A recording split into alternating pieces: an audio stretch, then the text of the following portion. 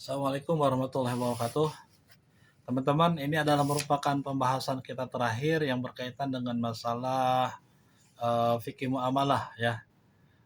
Beberapa seri telah dibahas yang berkaitan dengan masalah harta, yang berkaitan dengan masalah kepemilikan, yang berkaitan dengan masalah hak milik dan lain sebagainya itu udah kita bahas eh, secara umum bahwa kajian yang kita bahas di dalam fikih muamalah yaitu hal-hal yang berkaitan dengan akad ya. Walaupun di dalam fikih muamalah tidak semuanya membahas tentang masalah akad. Untuk teman-teman yang fokus dan konsentrasinya di kajian hukum Islam atau ahwal sasiyah, maka kajian muamalahnya itu berkaitan dengan masalah munakahat, masalah cerai, masalah talak dan sebagainya. Teman-teman yang konsentrasi khususnya berkaitan dengan masalah HTN, hukum tata negara, maka yang dibahas adalah tentang undang-undang berkaitan dengan masalah ketatanegaraan. Bagi teman-teman yang memang fokusnya mengkaji tentang kajian hukum ekonomi syariah, maka materi-materi yang diajarkan di dalam fikih muamalah biasanya berkaitan dengan masalah akad-akad ya, yang sudah kita pelajari, baik mudorobah, musyarakah, wadiah, kemudian wakalah, ada juga tentang masalah jual beli ya, yaitu salam, istisna, morobahah, ataupun yang berkaitan dengan masalah konsep jual beli itu sendiri gitu. Itu teman-teman anak-anak hukum ekonomi syariah biasanya membahas tentang masalah akad. Pembahasan terakhir yang akan kita uh, jelaskan pada kesempatan ini, kita akan membahas tentang masalah konsep gadai atau istilahnya disebut dengan rohan ya. Pada dasarnya manusia itu eh, ketika membutuhkan sesuatu dia akan berhutang ketika memang dia tidak mampu untuk memilikinya. Ketika ada anak yang mau sekolah, kemudian orang tuanya tidak mampu untuk membayarkan biaya sekolah anaknya, ternyata di rumahnya ada barang yang bisa dimanfaatkan, itu digadaikan. Ya, mau lebaran ibu-ibu ya, ibu-ibu yang mau lebaran, kemudian nggak punya uang untuk untuk lebaran biasanya gitu ya, beli makanan, beli kue, daging, beli baju dan sebagainya. Karena tidak ada uang, akhirnya cincin emasnya atau kalungnya atau gelangnya digadaikan di pegadaian dan sebagainya. Nah, ini awalnya adalah hutang, tetapi ada barang yang dititipkan atau ada barang yang diserahkan, ada barang yang digadaikan, maka bentuk titipannya berubah dari titipan menjadi gadai. Kenapa? Karena ada barang yang dititipkan kepada orang tersebut sebagai bentuk keyakinan bahwa barang ini akan diambil kembali gitu. Uh, Gadai dalam istilah bahasa Arab disebut dengan rohan ya. Dalam istilah bahasa Arab disebut dengan rohan. Berasal dari kalimat rohana yarhanu yang bermakna menggadaikan. Kemudian berubah menjadi kalimat rohnun, rihanun, farihanun di dalam ayat Al-Qur'annya farihanun ya, yang secara bahasa bermakna as-subut ad-dawam, yaitu tetap dan terus menerus. Maka barang yang kita titipkan dalam bentuk gadai ini barangnya tetap tidak berubah ya. uh, Imam Ash-Shawqani menyatakan bahwa rohan atau gadai dengan fathah di awalnya disebut dengan ar-rohan, disebut dengan al-ihtibas ya, yang bermakna menahan. Di dalam ayat Al-Quran Allah mengatakan kullu nafsin bima kasabat rohina, tiap-tiap diri bertanggung jawab atas apa yang telah diperbuatnya. Menggunakan kalimat bima kasabat rohina, artinya dia menggadaikan sesuatu yang telah diperbuatnya, maka dia harus mempertanggungjawabkan terhadap perbuatan tersebut. Secara istilah, gadai itu bermakna ja'lu malin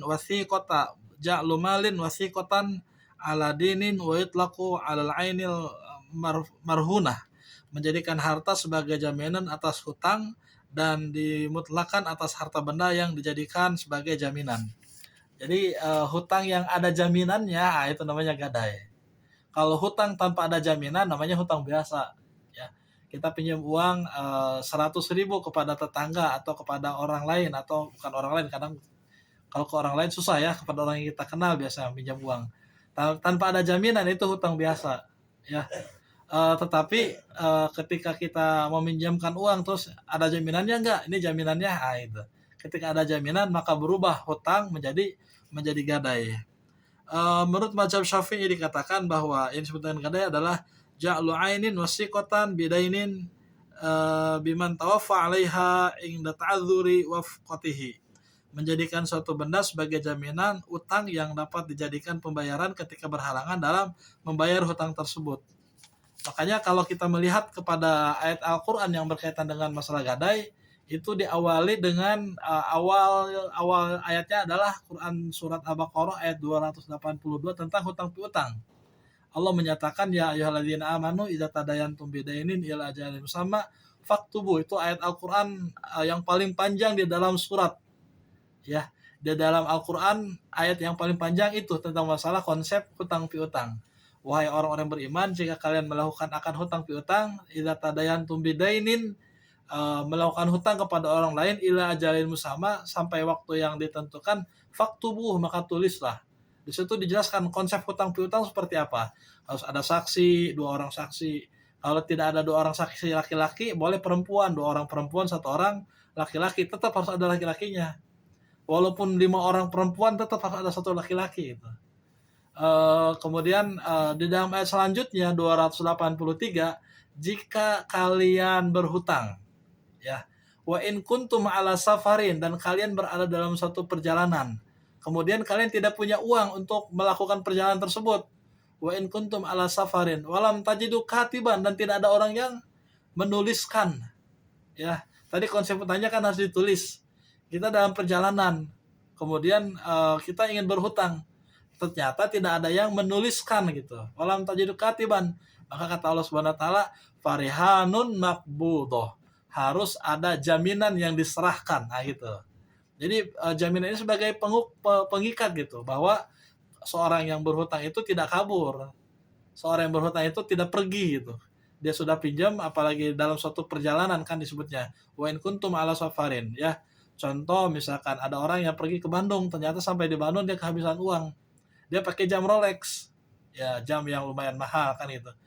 Ketika dia pulang akhirnya ketemu dengan orang, mau pinjam uang, nggak mungkin pinjam uang, dia nggak kenal, maka dia akan mengatakan ini jaminannya loh, saya pinjam uang misalkan untuk pulang ke Bogor 200.000 misalkan, ini jaminannya uang jam tersebut gitu.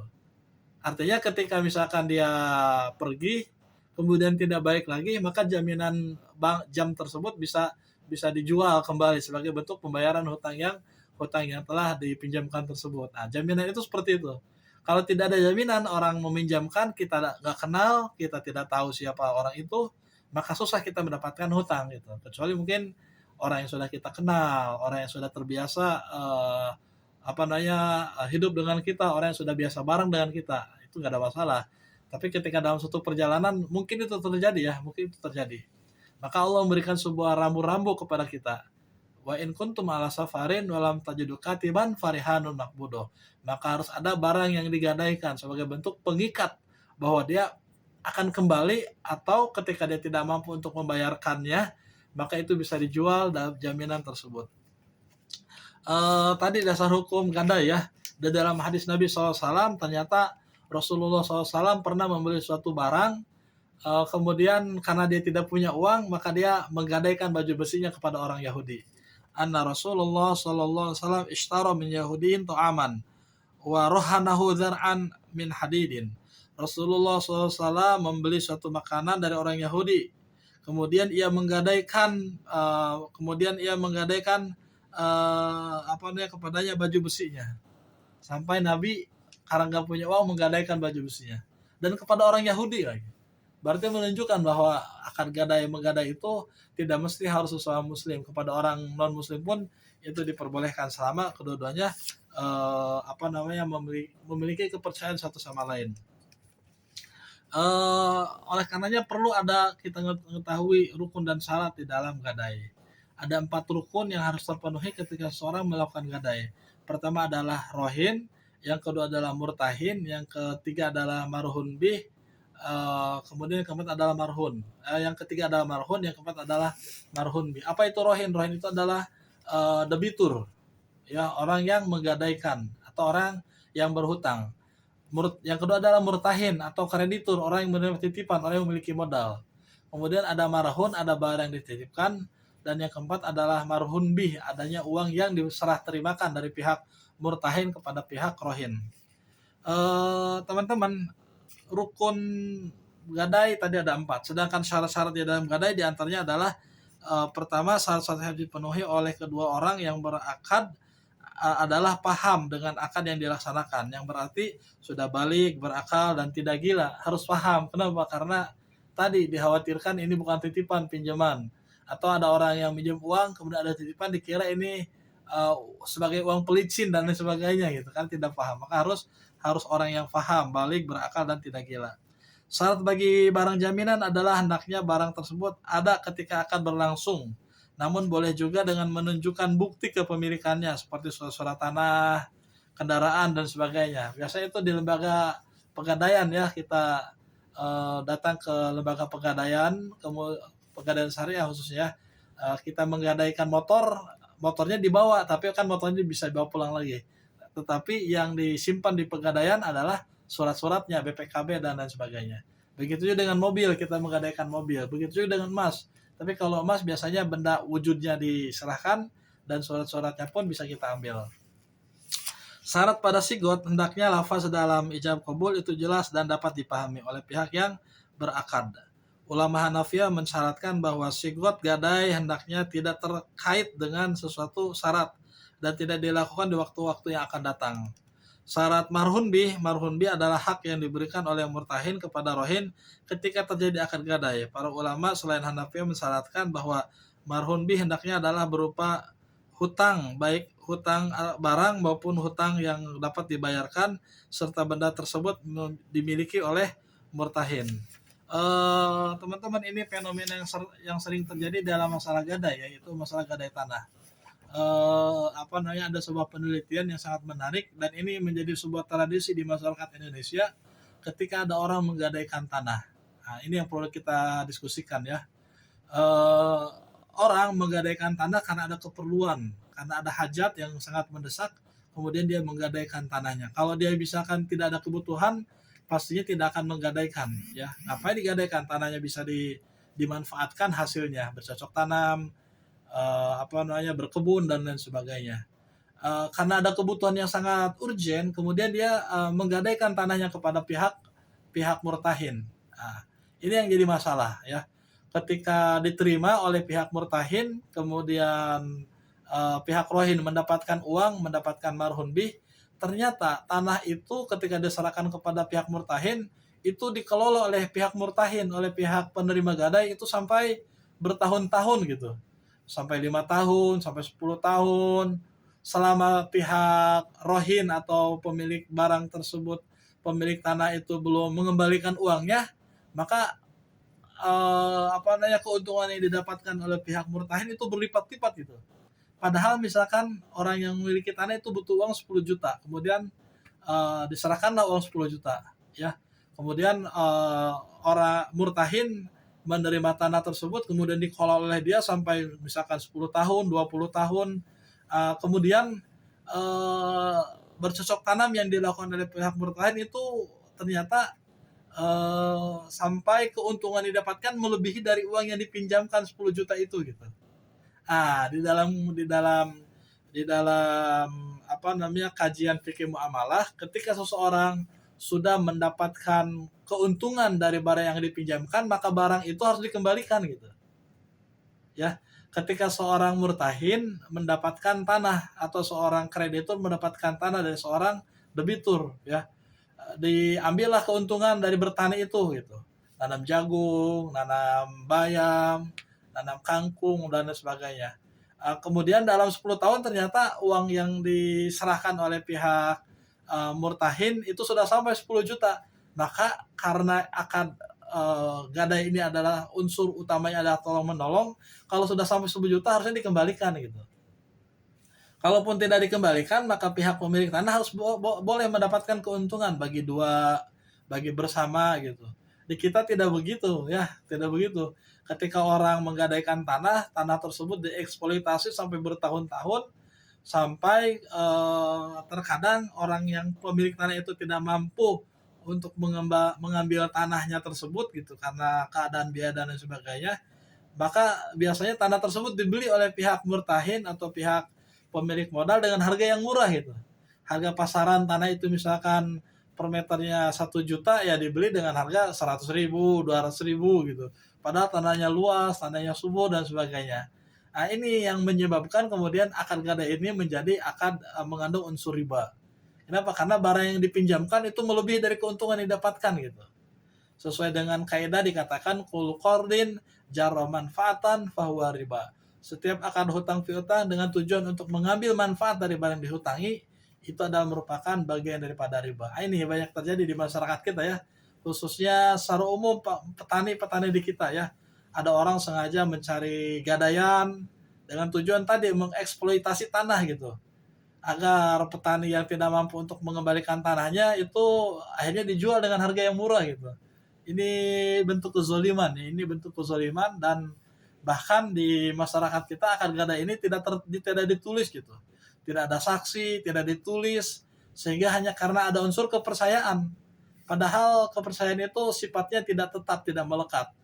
Dia percaya ketika memang dia sama-sama suka, tapi ketika ada sesuatu yang tidak disukai, maka sifat kepercayaan itu bisa hilang. Nah, ini yang menjadikan barang yang digadaikan kemudian berubah kemanfaatan seakan-akan milik dia gitu. Ini fenomena yang banyak terjadi di masyarakat kita yang harus dihapus. Tidak boleh itu ya seseorang menggadaikan tanah sampai bertahun-tahun, keuntungan yang didapatkan lebih besar daripada barang yang dititipkan.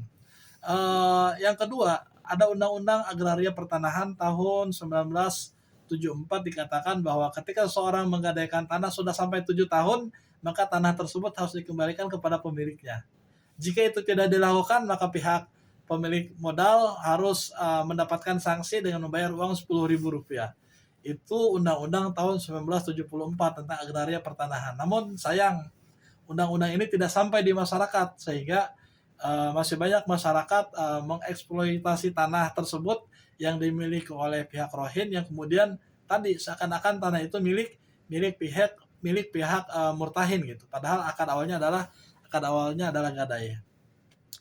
Boleh nggak barang yang digadaikan itu digunakan atau dipakai oleh pihak penerima gadai? Boleh, selama itu bukan untuk mencari keuntungan. Contoh misalkan kita menggadaikan motor, ini banyak terjadi ya. Kita menggadaikan motor, kemudian motor itu dipakai oleh pihak penerima gadai. Boleh nggak dipakai? Boleh. Karena kalau tidak dipakai motor akan rusak. Menggadaikan mobil boleh dipakai? Boleh. Selama motor atau mobil itu bukan untuk diojekkan misalkan. Kalaupun mobil misalkan bukan untuk dipakai untuk belanja, dia punya warung, kemudian mendapatkan gadaian, ternyata mobilnya itu dipakai untuk belanja di pasar, kan ada keuntungan di situ, itu tidak boleh. Kenapa demikian? Karena ada unsur kepemanfaatan di dalam barang yang digadaikan. Bagaimana kalau mendapatkan izin? Nah, beda lagi. Kalau sudah mendapatkan izin itu diperbolehkan, ya karena ada izin dari pihak penerima gadai. Di hadis Nabi SAW yang berkaitan dengan masalah gadai adalah berkaitan tentang susu sapi yang diperah. Boleh nggak susunya itu diambil oleh pihak penerima gadai? Ada orang menggadaikan sapi, ya, kemudian sapinya itu diperah susunya. Boleh nggak diambil? Boleh. Oleh pihak penerima gadai susunya diambil dengan syarat untuk bukan diperjualbelikan. Kalau untuk diperjualbelikan, maka harus ada seizin dari pihak pemilik sapi tersebut. Kalaupun itu ada keuntungan, maka pihak pemilik sapi itu berhak untuk mendapatkan keuntungan yang sama, gitu. Contoh misalkan memerah susu, sapinya ada 5, ternyata dapat 5 kilo 5 kilo susu, kemudian dijual. Lumayan kan harganya mahal gitu. Ketika dijual, pihak pemilik sapi itu berhak untuk mendapatkan keuntungan yang sama dari pihak yang penerima sapi itu gitu.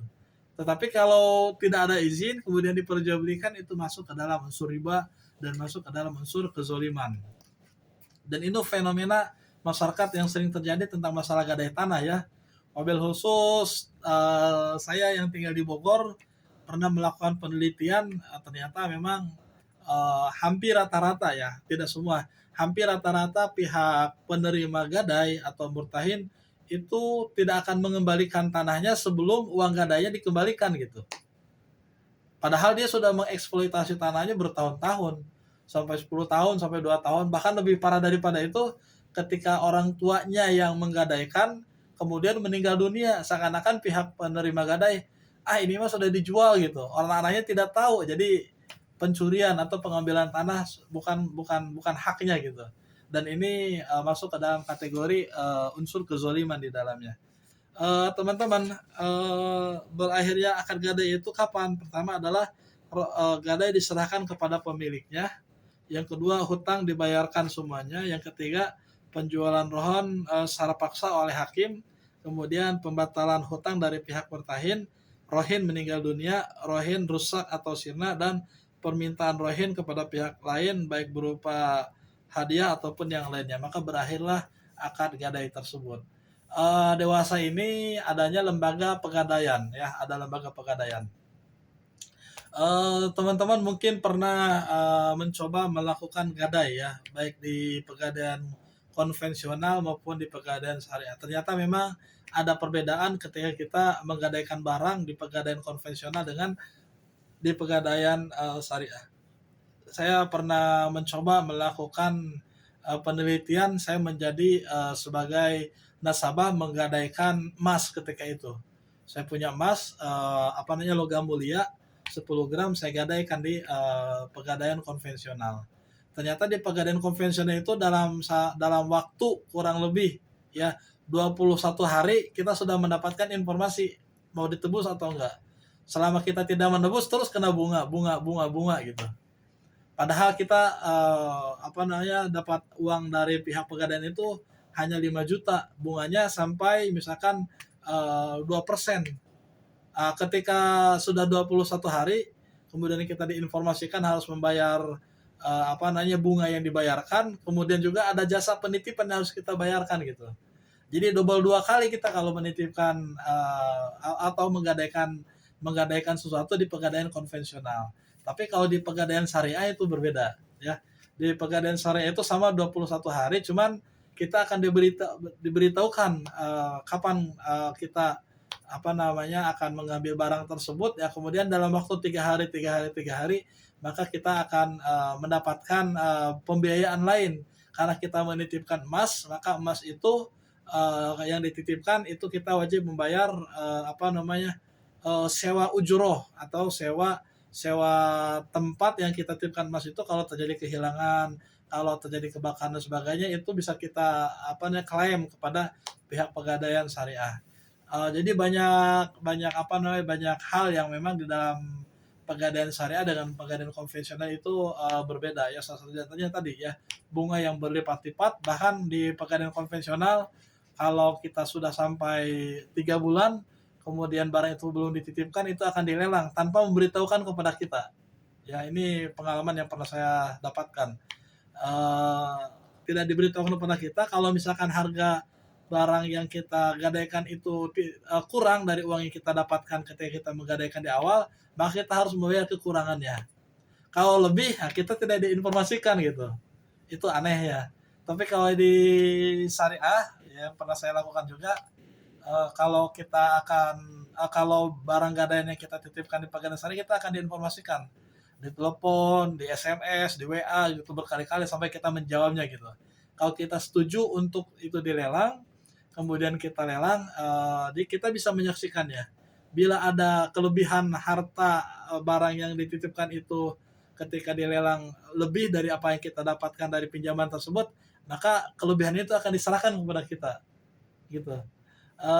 Demikian teman-teman, hal-hal yang berkaitan dengan masalah gadai, wabil khusus tentang masalah gadai tanah, perlu kita informasikan kepada masyarakat kita bahwa mengeksploitasi tanah dari barang yang digadaikan itu adalah merupakan salah satu di antara bentuk kezaliman.